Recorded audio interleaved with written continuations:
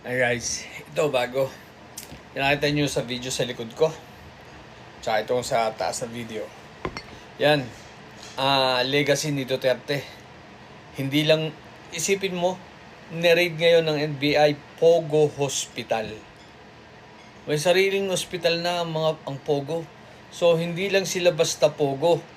Ha? Pati hospital. Guys, ito ang isa sa malaking legacy ni Duterte kasi yung infrastructure na para sa gobyerno, para sa mga Pilipino, out of 129 nung siya pang nakaupo, ang nagawa lang 12.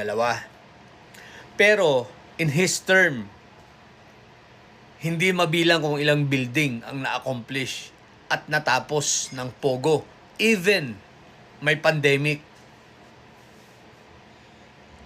Diba? Sisi, kita nyo sa likod, oh. Na-raid ng NBI. Pogo Hospital. Wow. Ibang klase ka talaga, Digong. No?